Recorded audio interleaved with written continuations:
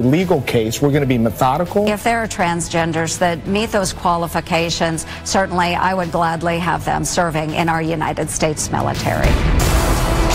Freedom prospers when religion is vibrant and the rule of law under God is acknowledged. An informed patriot is what we want. Welcome to American Family Radio's Focal Point, the home of muscular Christianity on conservative talk radio. Muscular Christianity. Where we relentlessly explore the intersection of truth and politics. The trouble with our liberal friends is not that they're ignorant. It's just that they know so much that isn't so. Now, here's your host, Brian Fisher. Hi, and welcome to a brand new week of broadcasting on American Family Radio Network. Brian Fisher is my name, congenial, convivial, and amiable as always. And the program is Focal Point, the home of muscular Christianity on conservative talk radio. And you are listening to the American Family Radio Network. Glad to have you aboard the USS Focal Point. This is a week-long campaign that we're involved in. This is a warship, not a pleasure cruise, as we engage in an all-out culture war. Ladies and gentlemen, the survival of our culture and our civilization is at stake, whether we are going to continue to be a nation that's governed by the values and the truth claims of the Judeo-Christian tradition, or whether we are going to lapse as a culture into raw paganism. That's the issue that's being decided right now. And those aboard the USS Focal Point, we need to be a cadre, a cohort of warriors that are prepared to fight to protect our culture using truth, not using bullets, but using the truth as our weapon to reclaim and protect this civilization, this society. So glad to have you with us. Our commander is on the bridge. The scriptures serve as our nautical charts. The Holy Spirit is our navigator, and I serve as your loyal, faithful, and cheerful first mate or executive officer. Glad to have you aboard. Time to man your battle stations for this week. Now, the first thing we're going to do is to take our marching orders, take our orders for the day from the scriptures. Our reading, you can follow us at pray.afa.net. Pray.afa.net it's taking us to Psalm 60, the 60th Psalm. And this is a psalm that was written during a time of combat, during a time of battle. The superscription says it was written by David at a time when he strove with Aram Naharaim and with Aram Zobah. These were Syrian nations, and so he was locked in combat with them. Joab was also involved with an army in combat against the Edomites in the Valley of Salt. So this is a time of conflict, and it was a time in which the culture that David was leading was experiencing some extreme pressures that were threatening to rip their culture apart, to divide it and to destroy it. And I would submit to you that that's the kind of time that we are living in right now in the United States. We're seeing what I would say is an alarming drift into paganism, an alarming drift to just an outright rejection of the truth of God, the truth of God's Word, and that's what we are fighting to protect. Well, let's read a little bit out of Psalm 60. I want to preserve time for us to pray today because every day of prayer, every day is a national day of prayer here at Focal Point, and we want to be sure that we pray for our nation. I think it's critically important at this time, maybe more so than at any other time since I've been alive, certainly. Now let's read what David says in Psalm 60. I'll make some comments as we go, and then we're going to devote our attention to prayer. David says this, he's looking around his nation. He's looking at the shape that his nation is. As we look around the shape that our nation is, it's not looking good. There are a lot of rents, there are a lot of holes, there are a lot of tears in the cultural fabric. We see violence everywhere we look. Here's what David says about all that. God, you have rejected us, broken our defenses. You have been angry. Oh, restore us. You have made the land to quake. You have torn it open. Repair its breaches, for it totters. It totters, and it's about to fall. And that's where I see the American culture. Our culture is tottering. Anybody that can't see that has not been paying attention to what's going on in our culture. Our culture is tottering on its very foundations. You have made your people see hard things. You have given us wine to drink that makes us stagger. Now, what is the cause of all this? Well, it's the sin of the people. Now what David says, God, you have rejected us. So notice that God accepts responsibility for this. He's the one that has rejected us as a people. He's the one that's causing the rents in our cultural fabric, the tears in our cultural fabric, but it is his response to the sin of his people. Now he says this in verse 4, there's hope in this. You have set up a banner for those who fear you. Now a banner is something that soldiers would gather behind. It would be a standard. It would be an ensign. It represented your company, your division. You would rally to that standard, and you would go into battle under that standard. Our standard bears the name of the Lord Jesus Christ. Time to rally to that banner. You have set up a banner for those who fear you, that they may flee to it from the bow. It's a place of safety. That your beloved ones may be delivered. Give salvation by your right hand and answer us. He says in verse 9, who will bring me to the fortified city that we can attack and bring down the walls of that fortified city? Talking here about the gates of hell. Remember, Jesus said, my church, the gates of hell will not prevail against the church. We've talked about this before, but don't miss that. When Jesus talks about the gates of hell, we often think of that as somehow the gates of hell are on the march against the church, and the church is going to be able to withstand that. That's not what Jesus is talking about. The picture is that his church, the church of Jesus Christ, is on the march, coming up against the gates of Hades, the gates of hell, and it's the gates of Hades that shall not prevail against the army of God, the church of Jesus Christ. So that's the question that he asks, who will lead us to Edom? Have you not rejected us, O God? You do not go forth, O God, with our enemies. O grant us help against the foe, for vain is the salvation of man. So in other words, he says, look, in this situation where we've got an enemy, he's got fortified structures to trap people in ignorance and bondage. Looking for help from man is vain. Vain is the salvation of man, but, he says in verse 12, with God we shall do valiantly. It is he who will tread down our foes.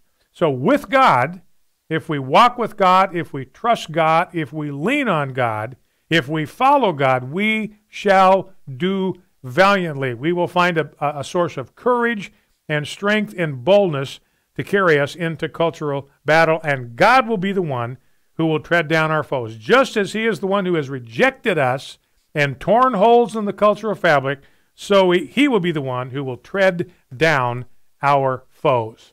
Well, let's go to prayer for our troubled nation. You have rejected us, O God, and broken down our defenses. You have been angry with us and shaken us and torn us open.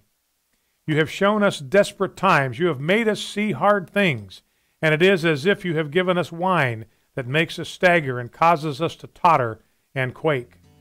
We freely confess on behalf of our people that it is our sin that causes you to reject us, and we know that if we do not turn back to you, you will no longer go forth with our armies to protect us. We plead with you now to restore us and to mend our fractures and repair the breaches among us. Lord, we pray that once again we as a people will fear you, and that we will ask you to raise up a banner to be unfurled against the bow of our enemies. We pray that you will answer us and give us salvation by your right hand, so that those you love may be delivered. We ask you to speak from your sanctuary in your unseen temple in the heavens, and in triumph reclaim all the ground that has been given to the enemy. Give us aid against the enemy, for the help of man is worthless against our foes. I pray that with you we will do valiantly. We claim your promise that with you we will gain the victory. In Jesus' name, amen. We are not allowed to have a U-Haul that comes to heaven with us. Anna Marie Travers has an AFA Foundation charitable gift annuity. The Lord has given us things that we can acquire, but you know, everything will stay here, and I'm so thankful for for the American Family Annuity Fund, where we can give some to something that we so highly value. Through the AFA Foundation, a charitable gift annuity provides a monthly income as well as a legacy of support for the American Family Association. I cannot recommend a better person than they have at AFA to help you with getting your annuity fund. It was so easy. Call the AFA Foundation today to find out how you can set up a charitable gift annuity. Just call 800-326-4543, extension 345. And because lawlessness will be increased, the love of many will grow cold. My name is Abraham Hamilton III, and this is the Hamilton Corner. Illegal immigrant activists calling themselves the Immigration Liberation Movement shut down Nancy Pelosi's press conference. Pelosi, a stalwart supporter of the DREAM Act, was rebuked aggressively when she voiced her support for Dreamers. The activists shouted, "Not Dreamers, all 11 million." They also shouted, "No borders, no nations, stop deportations." In doing so, they revealed the globalists' endgame for the entire DACA conversation. Efforts to grant amnesty to the so-called Dreamers is nothing more than an opening move toward amnesty for all illegal immigrants. Listen to the Hamilton Corner, weekdays from 5 to 6 p.m. Central on AFR. For more from Abraham Hamilton III, Public Policy Analyst for the American Family Association. This is Focal Point with Brian Fisher on American Family Radio. Hi, and welcome back to Focal Point, American Family Radio. Brian Fisher is my name. Good to have you in the conversation. I want to start by talking about the march yesterday, the March for Our Lives, the March Against Guns. And we'll spend a few minutes just breaking that down. Got a couple of sound bites to go along with that. The first thing I want to read to you, I wish I had written this myself, but I didn't. But it is the observations of a guy that kind of watched things unfold. I didn't waste any time actually watching this thing. But there's a writer that I respect. He writes for a Powerline blog, is the name of the blog. And here is his reaction, and I identify with his reaction. These are his 7 reactions to the March for Our Lives. Number 1, I hate being lectured. Number 2, I hate being lectured in a tone of moral superiority. Number 3, I hate being lectured by preening ignoramuses. Number 4, I hate being lectured by teenagers who know next to nothing and who demand that, quote, something be done, end quote. Number 5, I find that approximately everything the teenage mob and its spokesman, quote, know, end quote, to be false. Number 6, I find it loathsome that one of the leading spokesmen of this mob, one David Hogg, feels free to make loathsome claims to advance his cause. I am referring to David Hogg. The young Mr. Hogg should be hogtied, figuratively speaking. Number 7, I hate the media's imputation of absolute moral authority to mobs with which they are politically simpatico. The media rush to join the mob if the mob is on the left. The media types are even more loathsome than the ignorant teenage mob. His reactions and mine to the March for Our Lives. Now, let's grab a couple of sound bites here. Let's go down to clip number 4. Now, this is a student at Stoneman Douglas High School in Parkland, Florida. His name is Kyle Kashev, and there's a reason that you've never seen this guy on television because the media is not interested in him. The talking snake media is only interested in young, brain-mushed teenagers who will fulminate against guns. They're only interested in featuring young leaders of tomorrow who want to confiscate every gun from every living, breathing person in the United States of America.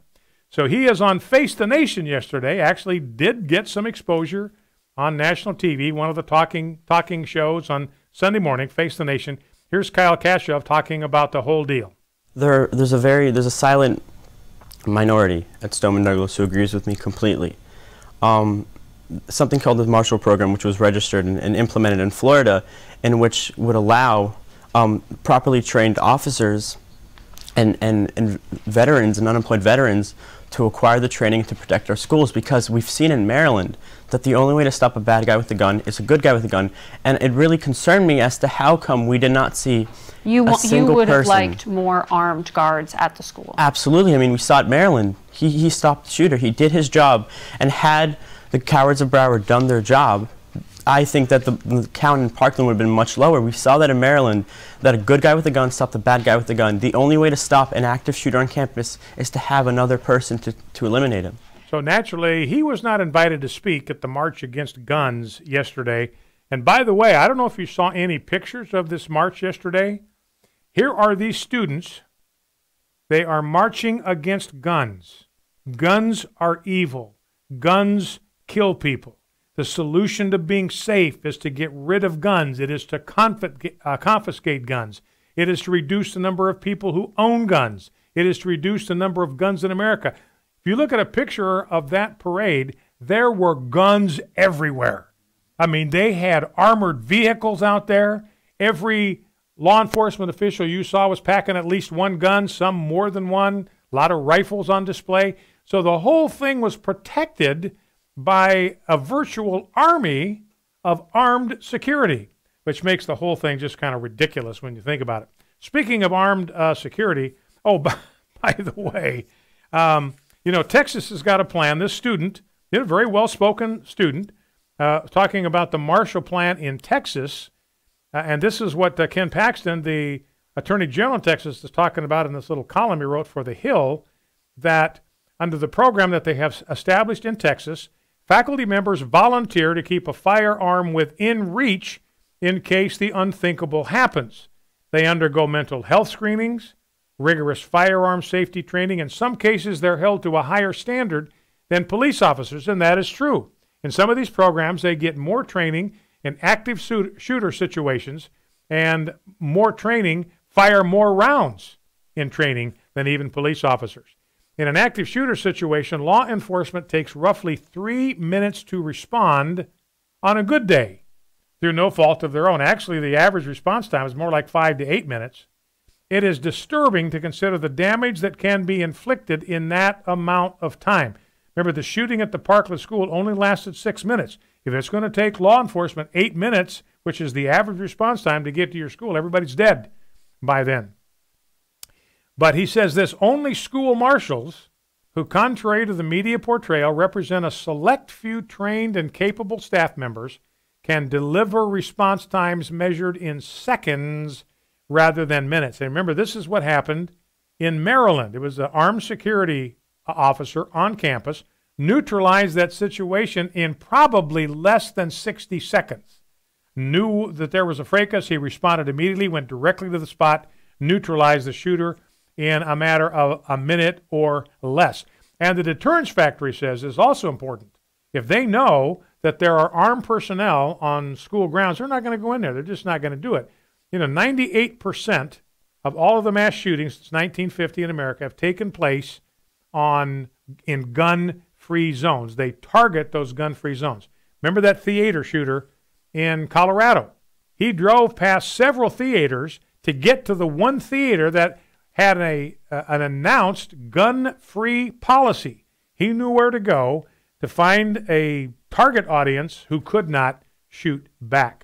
And, people are talking about the AR-15. What good is AR-15 for private home defense? Well, don't forget that Sutherland Spring shooting, First Baptist Church, a guy went there, I don't know how many people he shot. It was something like 26 people. He was stopped by a guy using an AR-15. Neighbor across the street saw what was going on, got his AR-15, neutralized the shooter, ended the threat. One interesting thing, when you have a Republican as president, gun sales drop. When you have a Barack Obama or a Bill Clinton as president, gun sales go through the roof. Why? Because these guys are threatening gun control. They're threatening to restrict our access to firearms. Poor Remington, this is a company that was founded in 1816, one of the featured gun manufacturers in America. They had to file for Chapter 11 this week. Founded in 1816, one of the largest and oldest producers of firearms. We see higher gun sales, this article points out, under Democrat presidents, as gun enthusiasts fear greater gun control, and then gun sales drop under Republicans. It was interesting, in October 16, when the polls showed that Hillary Clinton was going to win the election, gun sales hit a record. And then when Trump was elected on November 8, they dropped off the cliff. So Remington has had to declare Chapter 11. Dick's, by the way, their gun sales have taken a big slump in the wake of their decision to not sell a gun to anybody under the age of 21, not even your daughter that's going to have to go off unprotected to college. But their sporting goods sales in general have sunk. Dick's Sporting Goods, NationalReview.com, Dick's Sporting Goods has suffered a surprisingly steep downturn in sales since promising to sell fewer guns, but the problem isn't the gun sales, Fortune says. Stock tumbled to the lowest in 4 months after the sports store banned assault-style weapons from its field and stream stores and raised the minimum age for a customer to buy a firearm from 18 to 21. Now, one of the purposes of this march yesterday was to ban assault weapons. So you would think, certainly, that these students that were there, as educated and intelligent as they are, that they would know what it was that they were trying to ban. So a guy from Campus Reform goes out and talks to these students at this march for their lives, this march against guns, and he has a very simple question for them. Let's listen to his question, and let's listen to their answers. Clip 5. Do you know what an assault weapon is? Yeah, it's assault weapon. It's like I kind of do, but kind of don't. Okay. Like it's just, well, can any of you tell me what an assault weapon is? I guess. But assault weapons, like, does that sound safe to you? Do you guys know what an assault weapon is? Yeah, honestly, if you're asking me, any gun that isn't a pistol should be banned. What an assault weapon is? Yeah, it's like, an arm that, like a gun, for instance, that you can buy at a shop pretty easily, that is, like, can cause more deaths than, like, one, I guess. I'm not even against just assault weapons. I'm pretty much against most guns. I think that the Second Amendment at this time is outdated. I think that the wording needs to be revisited. I think it's something that was meant for a different time. I think the Constitution in and of itself is something that's outdated. Times have changed, and I don't necessarily agree with the Second Amendment to begin with. I don't think it applies in today's society. So you can see where this is going. They are against the Second Amendment. You know, you'll hear some of them say, no, we're not trying to take guns away from everybody. But then this crowd, they are against the Second Amendment. They're against assault weapons. They don't even know what they are, but it sounds bad, so they are against it. You know, and the amount of gun violence that can be attributed to AR-15s, people using AR-15s, is something like 3% of all gun violence is committed by somebody using an AR-15. 97% of gun violence committed by people using handguns. So, the level of ignorance here is just kind of off the charts. So anyway, be interesting to see what happens. Here's what one Pennsylvania school has decided is the solution, if you can believe this. A Pennsylvania school is arming their students with rocks in case an active shooter shows up. Every classroom, this principal says, this is a quote, every classroom has been equipped with a 5-gallon bucket of river rocks. If an armed intruder attempts to gain entrance into any of our classrooms, they will face a classroom full of students armed with rocks, and they will be stoned. That's school security in the state of Pennsylvania. Back after 2 minutes. Stay with us.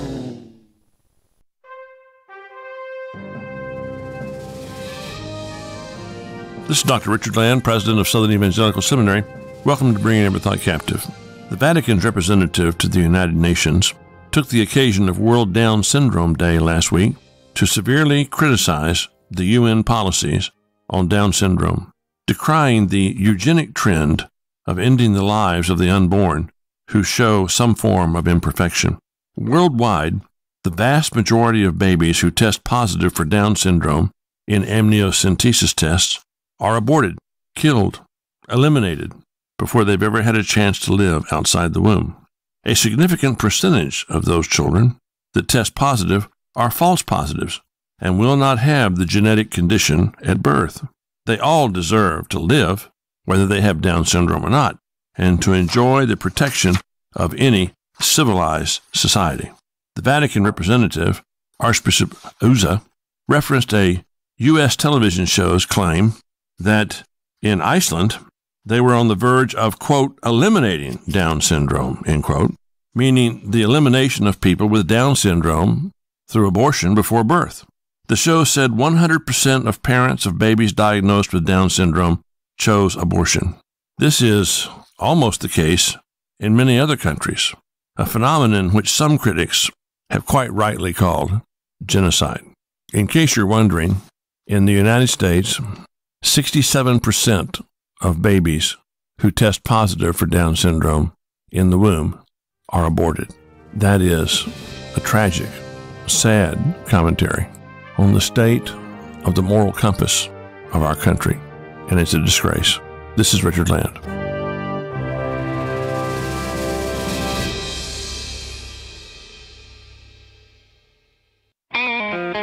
This is Focal Point with Brian Fisher on American Family Radio. Listen to the audio podcast or download today's program at afr.net. You can also read Brian Fisher's columns at afa.net. afa.net. Hi, and welcome back to Focal Point on American Family Radio. Brian Fisher is my name as we continue to gear up for the culture war that we face this week. With God, we shall do valiantly in the culture war this week. A father of one of the slain students, by the way, slain Parkland student, said that the sheriff's deputy, Scott Peterson, told him, now this is what he says he was told. I don't have any independent verification of this. I have no reason to doubt this man. But the sheriff's deputy, the Scott Peterson, the guy that did not go into the building, this is a quote, he told me that he could have saved everybody on that 6th floor, not only my kids, but the others. He said the deputy was at the door before Nicholas Cruz went to the 3rd floor, could have prevented him from ever going to the floor where his daughter was. Now again, and his daughter got shot 9 times. In fact, she was shot 4 times. She crawled to the door, and then she put her arms around a freshman. She was a senior, and she sheltered the freshman girl. And the shooter came up and shot the daughter point blank 5 times, and the bullets went through his daughter's body and killed the girl underneath her too. And he's saying, look, the deputy told him I could have saved people on the 6th floor, the people you're talking about where your daughter was. I could have saved them if I had gone into the building. Now, I looked at the diagram of the school, and most of the shooting took place on the 3rd floor. And I don't know that he could have gotten there in time to stop the shooter. Well, maybe our 2nd floor is the 2nd floor. I think about 16 of the victims, 15 of the victims are on that 2nd floor. I don't think he could have got there in time to stop that, but he certainly could have stopped him from going any further than the 3rd floor. One other thing is worth noting, that been a wild inflation of the numbers of people who attended this thing. They're trying to say more people than at Trump's inauguration, et cetera, et cetera, et cetera. So they're saying 800,000 were there. Well, CBS hired a firm called Digital Design and Imaging Service Incorporated. It's a Virginia-based firm. They use a proprietary method for calculating crowd size using aerial photos. And they estimate that the peak crowd size was 202,796 people. So the actual crowds was about 1/4 of the size that all the media is talking about. By the way, there's an effort on the part of Donald Trump and Jeff Sessions to ban bump stocks. Can't do it legally. Got a piece here by David French, Robert Verbruggen on National Review Online, The Justice Department has proposed a rule that would ban bump stocks, making future sales illegal, but current law does not allow the executive branch to take action against bump stocks. It has to start in Congress. Now, federal law defines a machine gun as a weapon which shoots, is designed to shoot, or can be readily restored to shoot automatically more than one shot without manual reloading. So one pull of the trigger, you get multiple shots by a single action or function of the trigger. Bump stocks do not allow the weapon to fire multiple times. What bump stocks allow you to do, they allow the user to pull the trigger incredibly rapidly, but he's still got to pull the trigger for every round that is fired. And there's no amount of tortured logic that's ever going to change that fact. We're going to ban bump stocks. Congress has to be the one to do it. Brian, Yes, I'd sir. like to know how many people have actually been killed with somebody using a bump stock. Well, my understanding is it affects accuracy and all that kind of stuff. Yeah, I think the guy, the shooter in Las Vegas, was using bump stocks. What it does is uses the recoil of the rifle to activate the trigger while your finger is on the trigger. Yeah. So it's just like a recoil, and it just But what I understand is just the action of the bump stock, just bumping the rifle, it affects your accuracy. It's more of a spray. You kind of spray.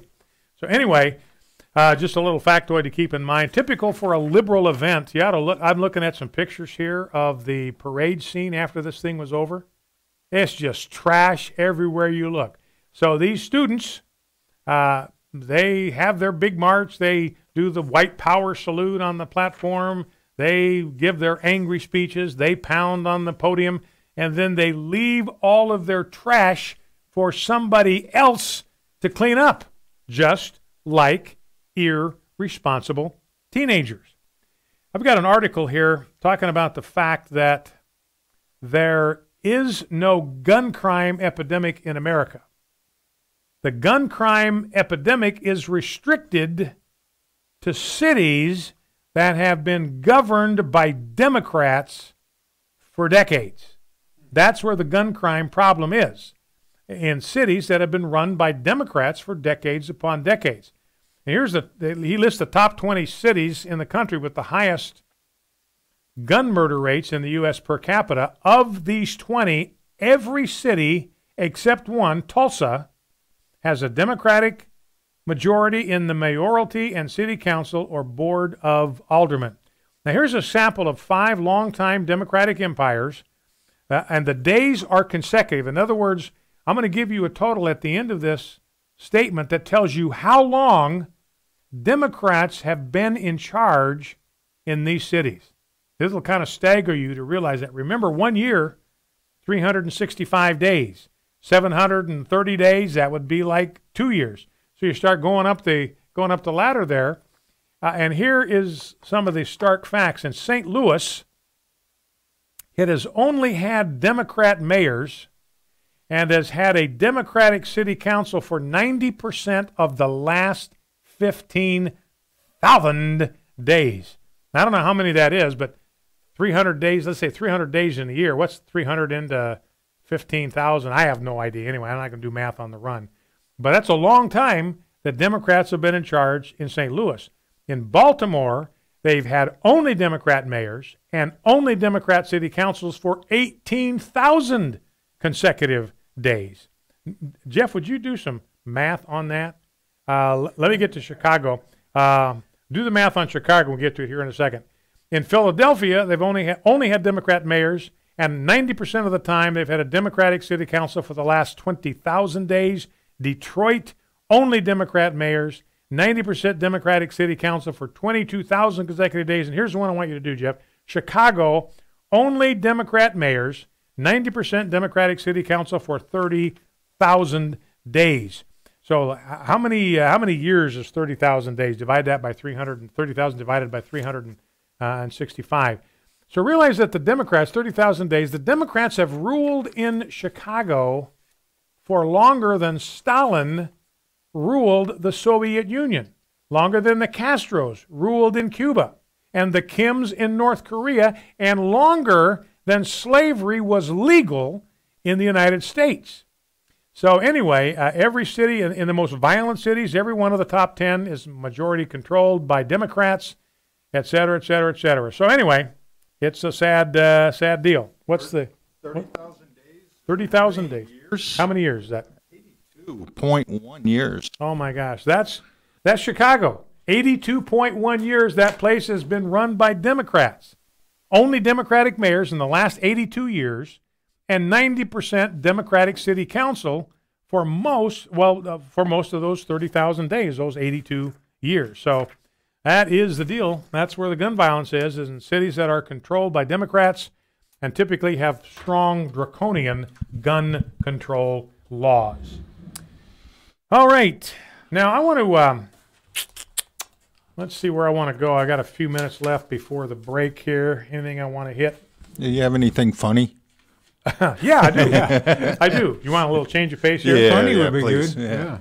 Yeah. Let me give you a piece of good news first here that indicates, because a lot of people have been very critical of the church for being involved in politics. Remember, we have to be involved in politics because Jesus was.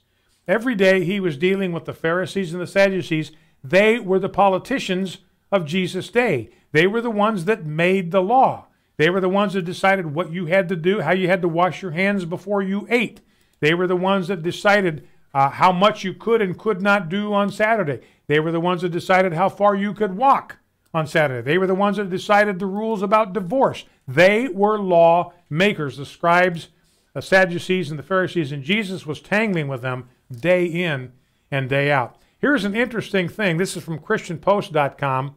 A new study suggests that, contrary to what many might think, churches are not losing members in large number, and those choosing to leave due to extreme political views are most marginally involved with the institution. As based on data from the 2012 election panel study, 2006 Franklin County Republican primary study, and the Portraits of American Life study. So indicating that people are not leaving churches because of politics. There are other reasons why they are parting with their churches. Interesting story about Alex Cooper, by the way. He's a rocker, 70 years old. He attributes Christ and Christianity to saving him from alcoholism. When he became a Christian, he was running hard. I had a wake-up call 40 years ago. He said, I was drinking with Jim Morrison of The Doors, Jimi Hendrix, trying to keep up with Keith Moon. They all died at 27. And he found himself one day throwing up blood, said, I got to do something about this. He'd grown up in the church. His dad was a pastor. Grandfather was an evangelist. Grew up in the church. He said, I went as far away from it as I could. I almost died, and then came back to the church. He and his wife have been married for 40 years, and they have been faithful to each other for the whole time, 41 years. We have never cheated on each other. And his advice is, first of all, marry the girl you're in love with. That's the important thing. Don't just marry the girl that you love.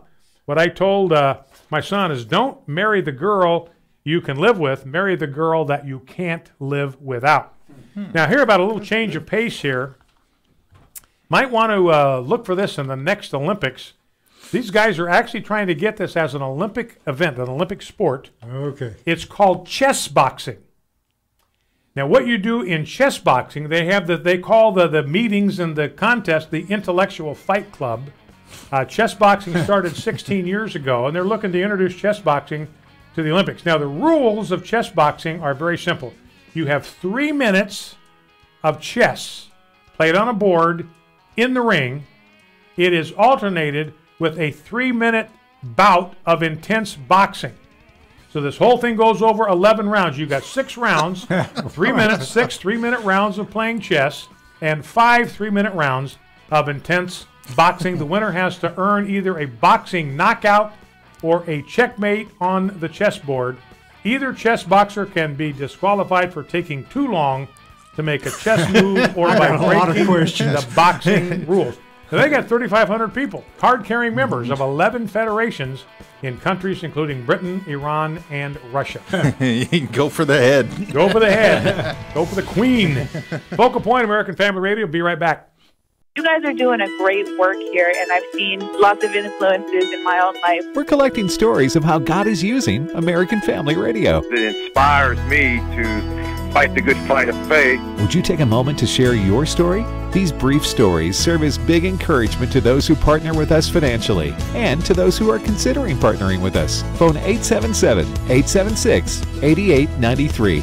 That's 877-876-8893. Exposing Washington with Walker Wildman. So who is responsible for the dysfunction in Washington? That's what we're going to be discussing today. We have become one of the most litigious societies on the planet. The goal of this show is to bring clarity to the news coming out of Washington, D.C., and to expose the deception that has plagued our nation's capital for decades. Exposing Washington. Each Saturday at 2:30 p.m. Central. On American Family Radio. Hi, I'm Jan Harper. If you're a pastor's wife like me, you probably know what it feels like to live in a fishbowl.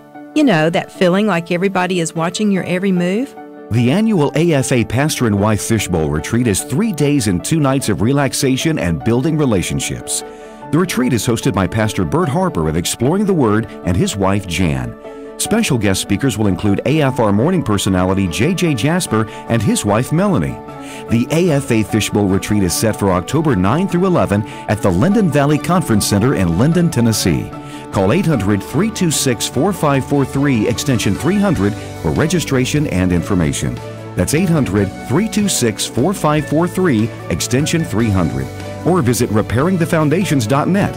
Registration is limited to the first 35 couples. Get out of the fishbowl and into the AFA Pastor and Wife Fishbowl Retreat. We'll see you there.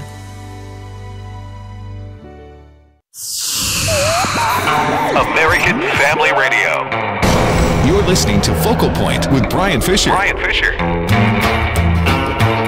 Howdy, welcome back to Focal Point, American Family Radio. Time to hear from you. Number to call, 888-589-8840, 888-589-8840. Love to have you weigh in on the Second Amendment, what schools can do about school security, your observations about the yesterday's march, the March for Our Lives, the March Against Guns. Number again is 888-589-8840, 888-589-8840. Here's another unintended consequence of strict standards on energy and water standards. Dishwasher cycle time. It used to take an hour to get a full load of dishes washed and dried in your dishwasher. Today, thanks to federal, quote, energy efficiency, end quote, standards, the average time now is nearly 2.5 hours. Now, ladies and gentlemen, that is not progress. That is government bureaucracy. Dishwasher cycle times have not averaged an hour or less since 1983. That's when the Department of Energy began regulating dishwashers. A lengthy wash cycle time is one of 4 major sources of dissatisfaction Americans have with dishwashers. It's entirely preventable. Just get the Department of Energy out of regulating dishwasher cycle times. All right, let's go to the phones. Let's start with Michelle in South Haven, Mississippi. Michelle, welcome. What's on your mind? Talk to me. Hi, Brian. I was just wondering if you could tell me what type of gun the shooter in Maryland had.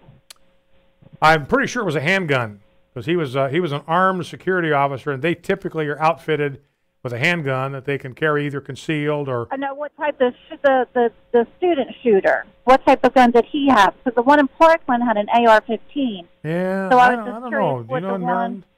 The school shooter. No, I don't know the answer to that question, Michelle. Well, are you just curious? I thought it was a handgun. I think it was. So that's why I was... Yeah, I think in his case it was a handgun. Oh, okay.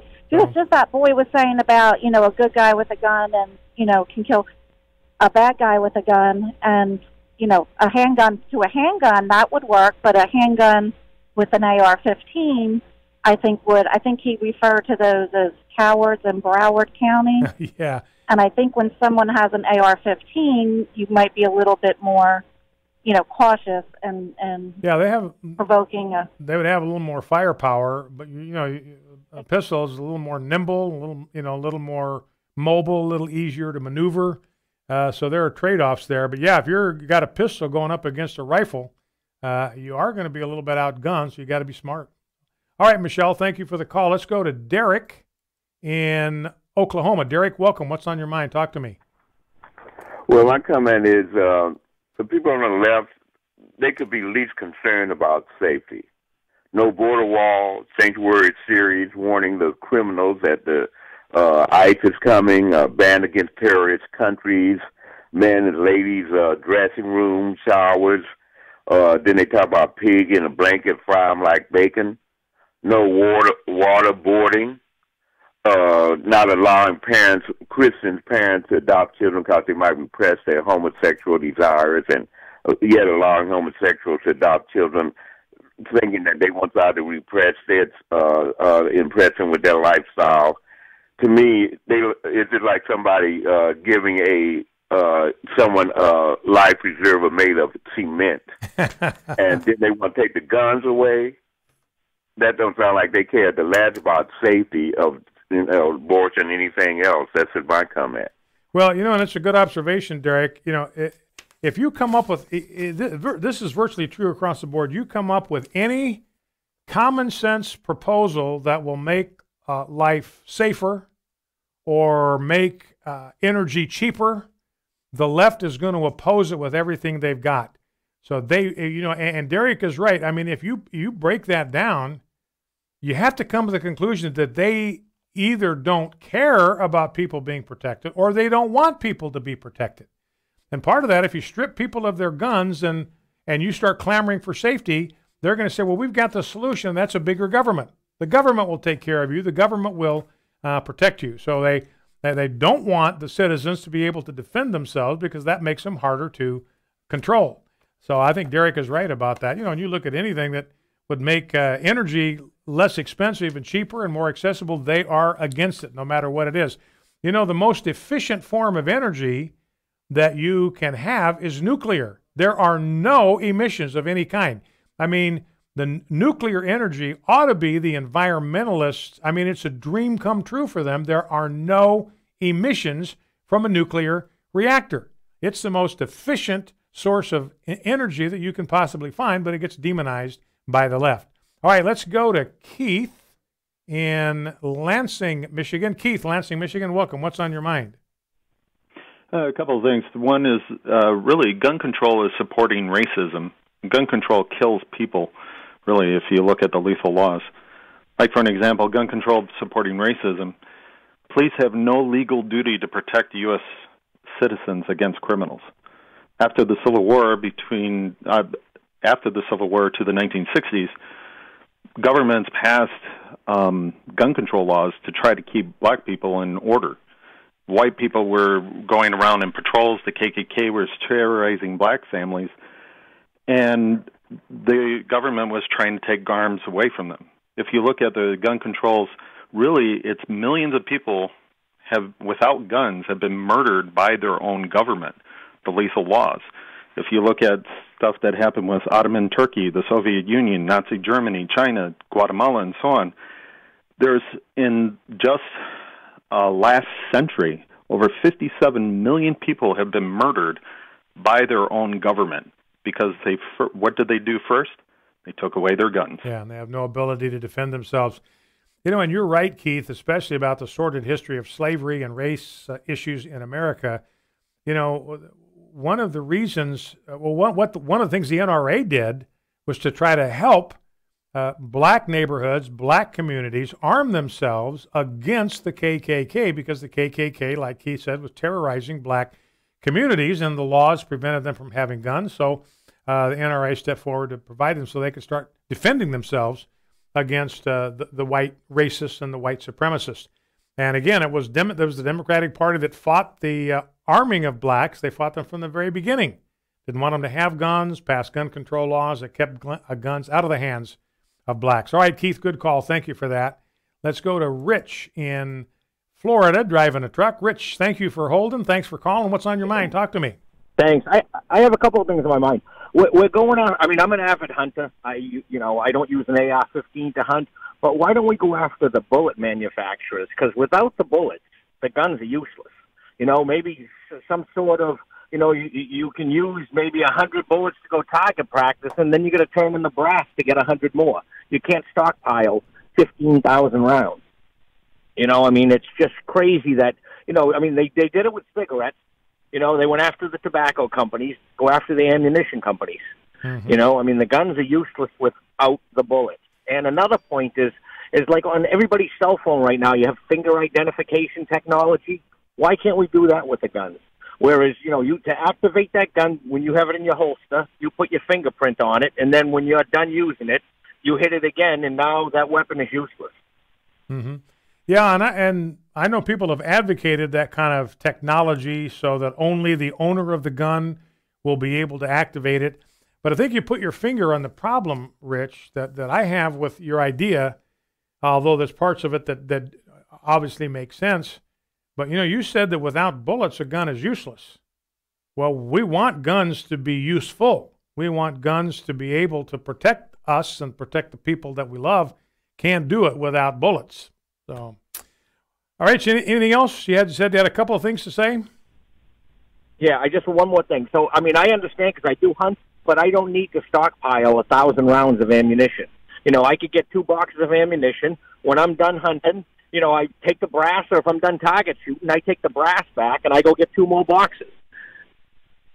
Basically turning it in. You can still have ammunition, but, the 10,000 rounds just doesn't cut it with all these guys, But, hey, I understand what you're saying, Rich, but, the Second Amendment isn't primarily about hunting. It's primarily about self-defense. They use guns to hunt and provide food for their family, but that wasn't the reason for the Second Amendment. The Second Amendment was to make it possible for every American to be armed so that they could form a militia, because militias were necessary for the safety and security of a free state. It was really about security and protection.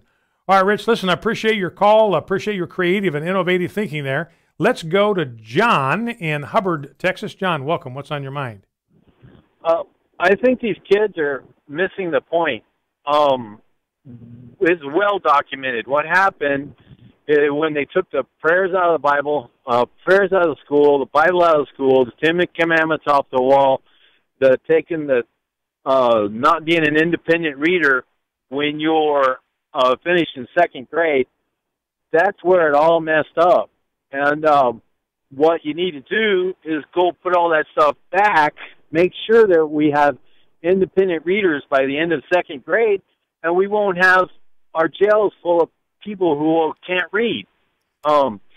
We are graduating high school students that can't read. They're functionally illiterate. I was one of them. I could read, get words off the book, off the page, but as far as comprehension, I didn't have it. Kept going back. John, let me interject. How did you get it? How did you acquire the reading comprehension? I realized where I went wrong, and I went back and I learned phonics, real phonics, Lubbock Literacy Council, phonics. How old were you when you did this? 20-something. Oh, wow. 20, no. Wow. 30, yeah, almost 30. But see, I could read, but it was difficult. Yeah. And I used to read my Bible a lot. Well, I couldn't do any phonics, hardly to speak of. I was indoctrinated against phonics. Yeah. That was bad. Yeah. All right, John, listen, I got to let you go. I'm completely out of time, but I appreciate what you're saying. It's something I've advocated for. If our culture is heading toward the rocks, unless we do something dramatic and see something turn, we're headed for the rocks. And one of the things we need to do to repair our culture, we need to get the gun, we need to get the Bible and prayer back in our public schools. Be right back after the news. Faith, family, freedom. American Family Radio. EngageMagazine.net has rich articles inviting you into great dialogue for any stage of life. Here's Teddy James. The things that we value, there's no difference between the generations at all. We value hard work. We value family. We value values. Those things are true across generational lines. Go to EngageMagazine.net and join the discussion. Faith, family, freedom. American Family Radio, a ministry of the American Family Association.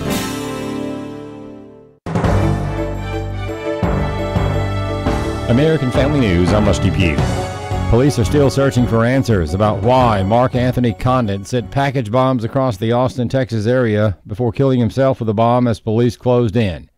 Chairman of the House Committee on Homeland Security, Representative Mike McCall, spoke to Fox's Bill Hemmer on America's Newsroom, saying the video left behind by the suspect leaves more questions than answers. We know that there was also a list of addresses that he had that were potential targets in the future that Austin police swept an ATF to make sure that there were no explosion bomb devices around those homes. So this guy is clearly disturbed. 1 out of 100 people, according to FBI behavioral scientists, are sociopaths, which means they have no conscience. They have no remorse. They can commit acts of murder and feel absolutely no guilt. The White House says the expulsion of Russian diplomats and closure of the Russian consulate in Seattle will make the United States safer. White House spokeswoman Sarah Huckabee Sanders says in a statement today, President Donald Trump is responding to Russia's use of military-grade chemical weapons on the soil of the United Kingdom. She says the move will reduce Russia's ability to spy on Americans and to conduct covert operations that threaten America's national security. Bob McGinnis is a senior fellow for national security at the Family Research Council. If, in fact, the nerve agent was used against that former Russian spy and his daughter, then, in fact, you want to preclude that sort of activity from coming to our own homeland. And so you take what is necessary to send a very strong message that this will not be tolerated. And, that's warfare in an allied country. The use of a chemical agent, a nerve agent like that, which is incredibly dangerous. And we know the Russians have those materials. McGinnis says expelling the Russian diplomats was the right thing to do. People of faith should take note about legislation in Massachusetts. Chris Woodward explains. House Bill 767 from Democratic Representative Michael Day of Middlesex has been billed as an act to strengthen civil rights for the LGBT community. But Massachusetts Family Institute says it would eliminate First Amendment protections for people of faith who own or operate small businesses. Andrew Beckwith, president of Massachusetts Family Institute. Americans don't surrender their freedoms by opening a family business, like the Green family in the Hobby Lobby Supreme Court case. And that ruling affirmed that all Americans, including business owners, must be free to live and work consistently with their beliefs without fear of punishment by the government. Beckwith adds that it's not just the Hobby Lobby case either. There's the case of Jack Phillips in the Masterpiece Cake Shop in front of the Supreme Court. So what Representative Day's bill would say is that if Jack Phillips were in Massachusetts and this law were passed, he wouldn't even have his day in court. Everyone gets their day in court. But if Representative Day's bill is passed, what it says is that people of faith always lose. And not only do they lose, if they try and use their faith as a defense against a discrimination claim, his law would pierce the corporate veil. So not only would they possibly lose their business, they could lose their homes in these lawsuits and the fines and penalties that come with them. If you go to our website, mafamily.org, people can find right on the blog post section an article about this law. They can actually watch me debating on local news channel Representative Day on this same law. I'm Chris Woodward. An off-duty New Jersey police officer has been killed. Tanya J. Powers has more. Jersey City officials say the officer died after being shot just before 8 o'clock last night. Police were called to a home with a report of an officer being shot. That's where they found the unidentified 33-year-old.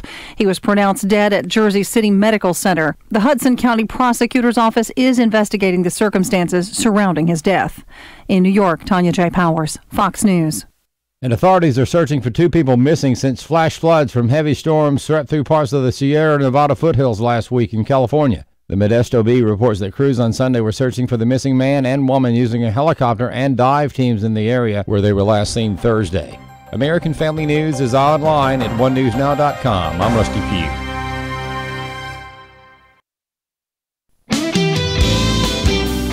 This scroll is the title deed to this earth, and through the tribulation that is going to take place on this earth, Jesus Christ is going to once again gain control of the earth that belongs to Him. Join Dr. David Jeremiah for his series Escape the Coming Night, next time on Turning Point. 5:30 a.m. and 7 p.m. Central on American Family Radio. Do you know what an assault weapon is? Yeah, it's assault weapon. It's like I kind of do, but kind of don't. We've seen in Maryland that the only way to stop a bad guy with a gun is a good guy with a gun. I think that the Second Amendment at this time is outdated. I think that the wording needs to be revisited. You would have liked more armed guards at the school. Absolutely. I mean, we saw it in Maryland. He stopped the shooter. He did his job. I think the Constitution in and of itself is something that's outdated. Times have changed, and I don't necessarily agree with the Second Amendment to begin with. Why are you teasing us? Well, have it. Why not produce it? No, it's not a big tease. We're in the process of a legal case. We're going to be methodical. If there are transgenders that meet those qualifications, certainly I would gladly have them serving in our United States military. Freedom prospers when religion is vibrant and the rule of law under God is acknowledged. An informed patriot is what we want. Welcome to American Family Radio's Focal Point, the home of muscular Christianity on conservative talk radio. Muscular Christianity. Where we relentlessly explore the intersection of truth and politics. The trouble with our liberal friends is not that they're ignorant. It's just that they know so much that isn't so. Now, here's your host, Brian Fisher.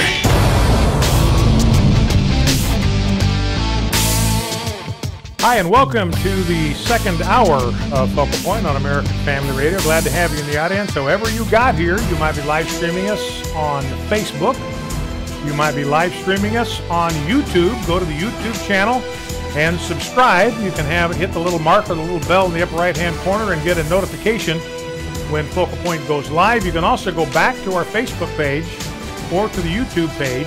After the program is over, we record the program, we record it digitally as we do the live stream, and then it's uploaded to the Facebook page immediately after the program. So 5-10 minutes after the program is over, you can go back and listen to the whole program. If you happen to miss it, we publish it with a very extensive table of contents so you can find your way around. Some of you may be listening on one of our 184 radio stations that comprise the American Family Radio Network. You can also catch us audio streaming at afr.net. Go there, open the website. It'll automatically begin to play. You can listen to us through your computer. You may be using the app for the Android and the iPhone, so you can listen to us on the go. And you may be somebody who listens to us via podcast. We have thousands of people, tens of thousands of people every month that listen to us via podcast. So glad to have you in the listening audience, however you happen to be here. Now let's drop down and grab clip number 7. This is Paul Ryan talking with Ben Shapiro about the difference between left and right in the political sphere. And this is Paul Ryan speaking. And actually, this is pretty good stuff. You know, if only this guy would govern as well as he talks, we'd be in good shape. By the way, I've got a breakdown here of the budget that indicates that domestic spending is going up 12.9% in this budget.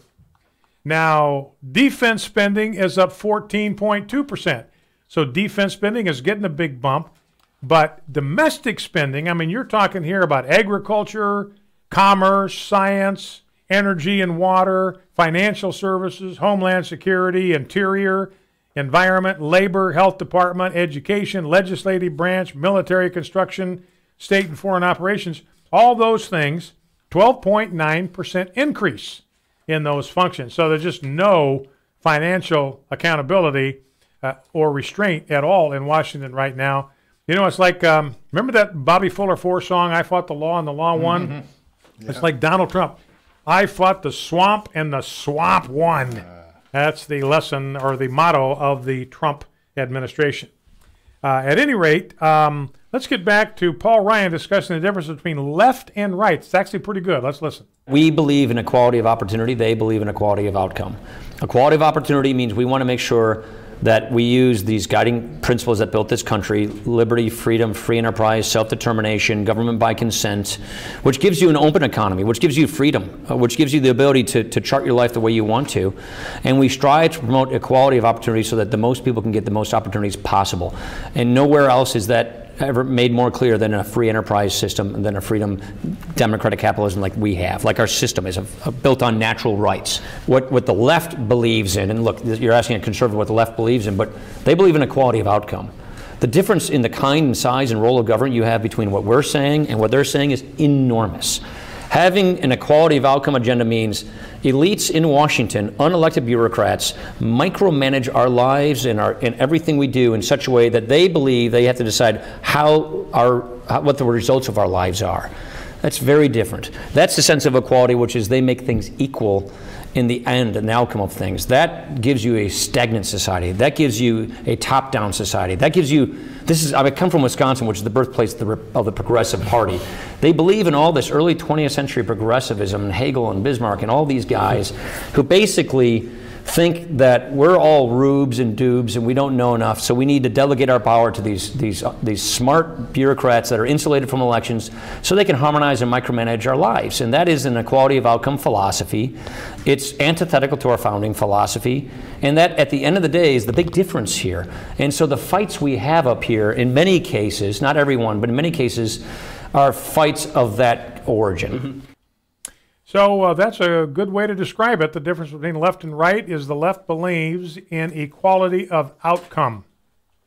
We believe in equality of opportunity. We want everybody in America to have the opportunity to make of their lives whatever they choose, to develop their dreams, their aspirations, and to go for it without any obstacles in their way, nothing to impede their ability to chase their dreams, to pursue happiness in the phraseology of the Founding Fathers. Remember, that was one of the 3 rights that the founders identified in the Declaration of Independence that are inherently ours because they come to us as a gift from God: life, liberty, and the pursuit of happiness. Now notice that the guarantee is for the pursuit of happiness. There's no guarantee that you're going to find it or you're going to reach it or you're going to achieve it. That is up to you. That's what we believe. Nobody can guarantee the outcome of your life. Nobody can guarantee that if you pursue happiness, you will find it. That is up to you, and that's classic Americana. We believe in individual responsibility. We believe in giving people the maximum opportunity to pursue their dreams, to chase their dreams, and to become everything that they can make themselves. The left wants everything controlled so that everybody gets there at the same time. They want equality of outcome, everybody getting there at exactly the same time. Now, there's an article I came across this morning, very good article at AmericanGreatness.com is the website where this essay is. It's 3 pages long. I'm not going to take time to touch on much of it, but it's a very good, and it touches on what I mentioned earlier in the program. This is the first line of the article. The election of President Trump made it clear that America is not engaged in politics as usual. We are in the midst of a political war. These are not ordinary political times. And he says, look, the fault line in American politics is no longer between Republican and Democrat or even conservative versus liberal, but establishment versus anti-establishment. You're either in the establishment, whether you're a Democrat or whether you're Republican, or you're anti-establishment. We are anti-establishment. Mitch McConnell, Paul Ryan, they are part of the establishment, and that's where the fundamental fault line is in America. It's no longer a matter of party identification. Republicans can easily, in fact likely are, as much of the establishment as Democrats. So he says we are really in the midst, and like 2016 with the election of Donald Trump was like the first battle in what really is a revolutionary war. And the key thing is to understand what this is a revolution against. And it is a revolution against the ruling class. It is, as Angela Codevilla explained a number of years ago in a column that he wrote, it is a revolution against the ruling elites, the oligarchs, as somebody described it, these elites that think they're smarter than everybody. They want to run everything. They want to develop the administrative state. They're the ones that develop the deep state, and we are against all of that. We want freedom for the American people. So the ruling class is what we're up against. They attempt to reinforce every day government control, the wisdom of government, and progressively strip us of our liberties. We are against that. It is a revolutionary war, ladies and gentlemen. We're in the middle of it. Focal Point American Family Radio. Be right back. Here's Twyla Brace, president of CCHF, with today's Health Freedom Minute. Last week, Republicans tried to give health plans a $60 billion bailout, but opposition was fierce from both sides. The bailouts were a payoff to health plans in exchange for lower premiums. Thus, Congress would have used your tax dollars to buy lower premiums from health plans. This would not reduce costs. It would simply change how they were paid. The plan was a political shell game to garner votes in November. The public would see the lower premiums, not the higher taxes. The bailouts would entrench Obamacare, advancing a system of permanent wage redistribution from your pocket to health plan coffers. The bailouts were meant to save Obamacare, not repeal it. Learn more about protecting your healthcare choices. Sign up for the CCHF Weekly e-News Update at cchfreedom.org. That's cchfreedom.org. Did you ever sit down to watch TV with your family only to turn it off because of bad language? TV Guardian is technology that mutes foul language in real time while you're watching television. TV Guardian was born out of the desire to watch a movie with the family without exposing children or adults to coarse or foul language existing in most of today's entertainment. The closed caption feature within all programming is used to look ahead, detect the offensive words, and mute them. Using simple level filters and subfilters, TV Guardian can be used to filter content for your family. Religious references in mainstream programming are often offensive, using God's name in cursing. So TV Guardian offers filtering for those as well. More information is available at tvguardian.com/dish. tvguardian.com/dish. American Family Radio is grateful for the support of TV Guardian. This is Focal Point with Brian Fisher on American Family Radio.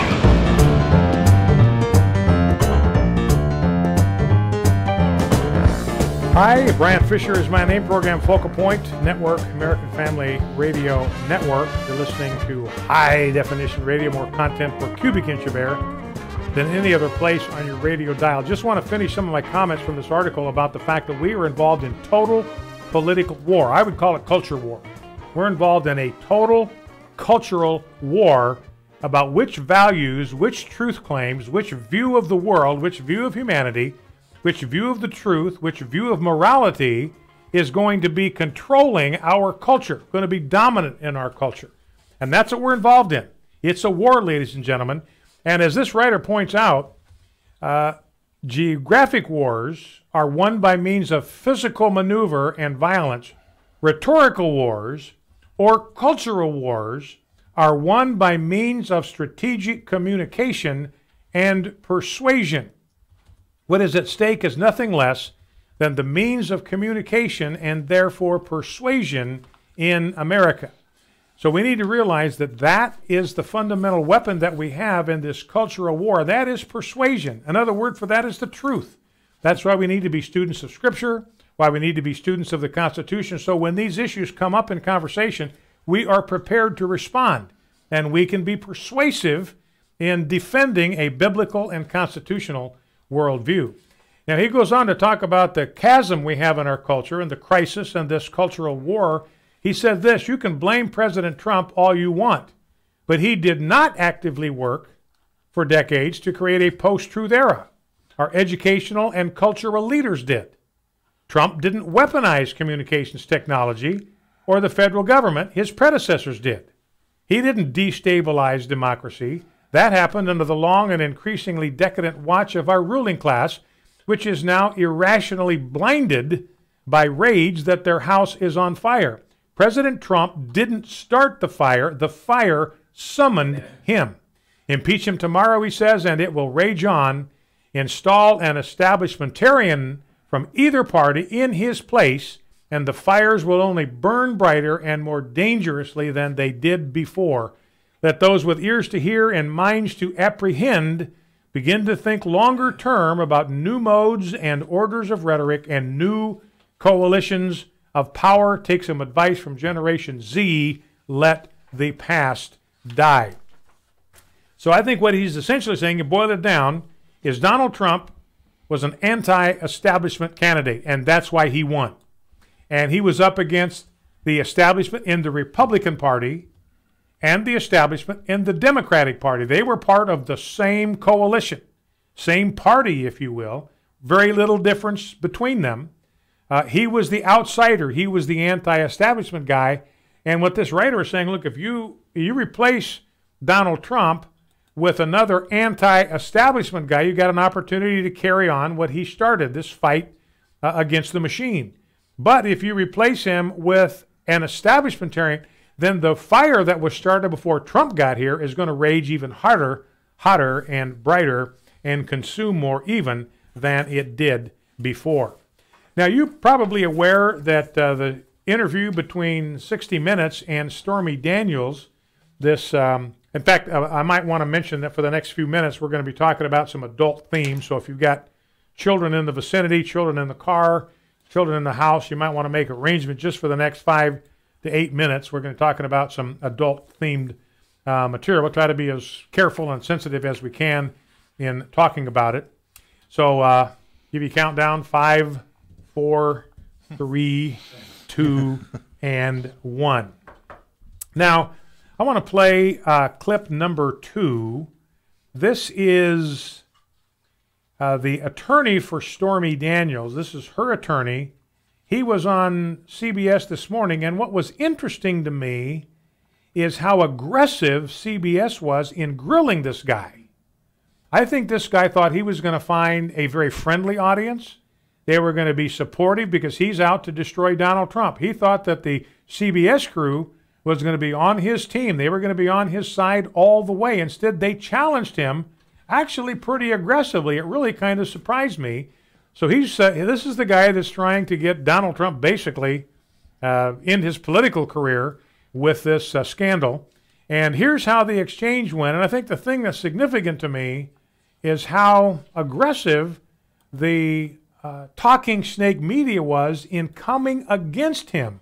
It's like they know that there's something about this whole thing that they're not quite comfortable with. Clip 2, let's listen.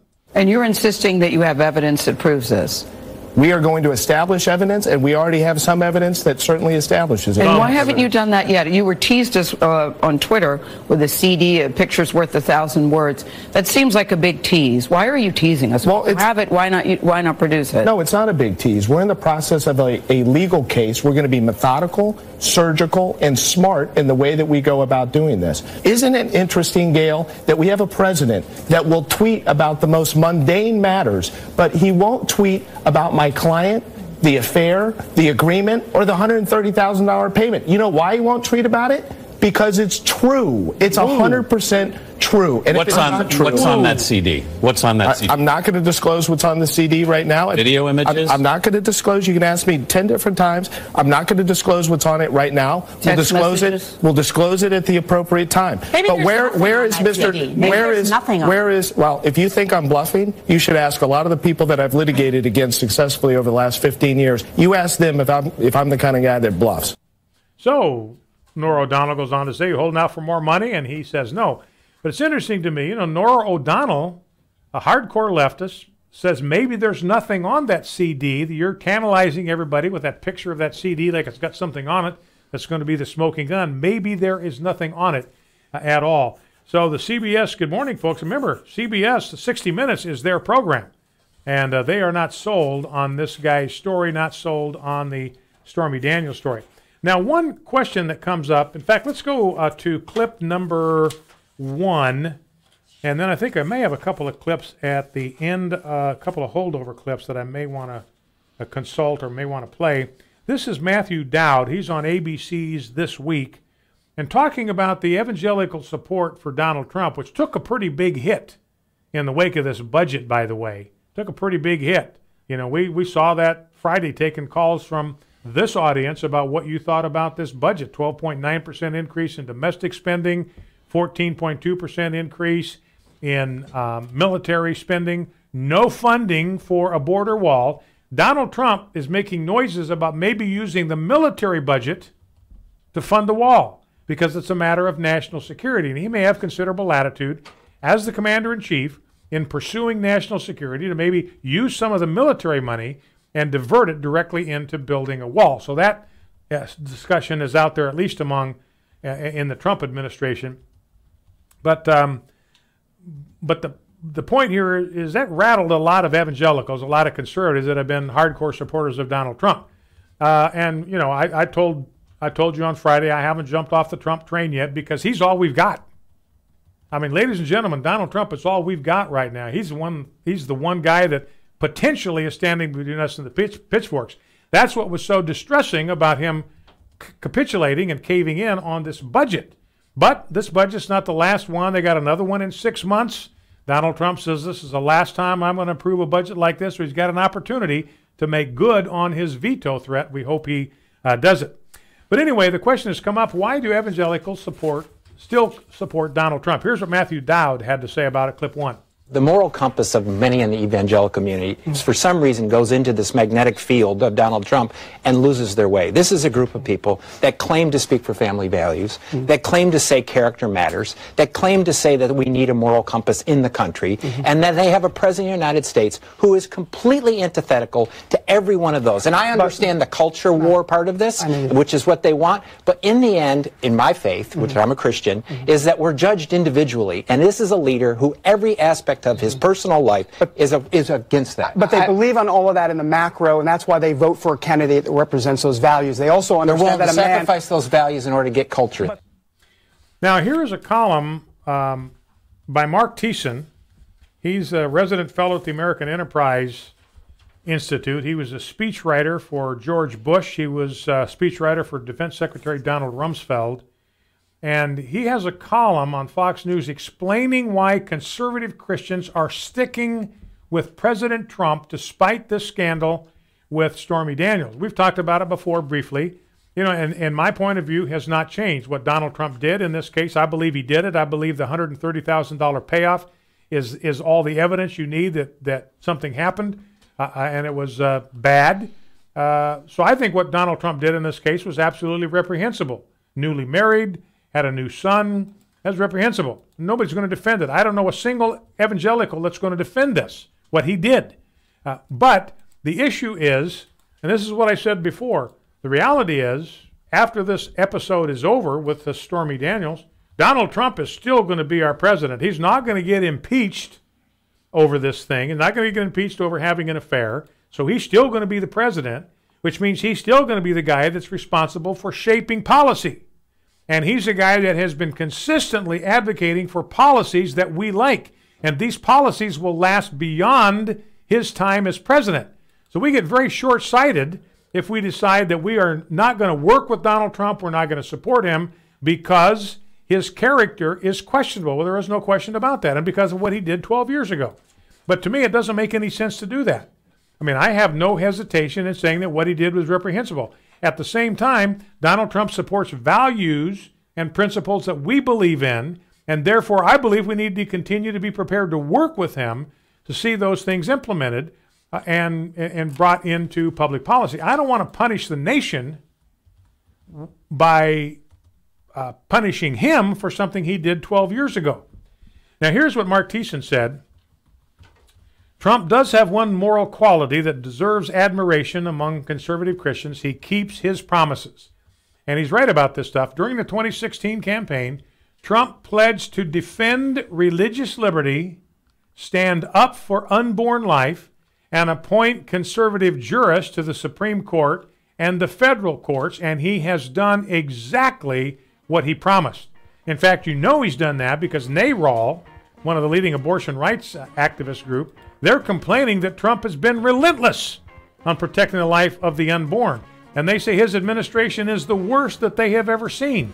And don't forget that President Obama was trying to penalize the little sisters of the poor, trying to force them to violate their conscience by forcing them to provide insurance that covered abortion-causing drugs.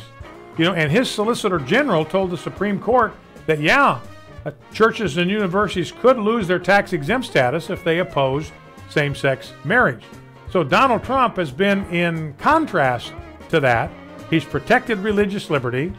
He has been a defender of unborn life.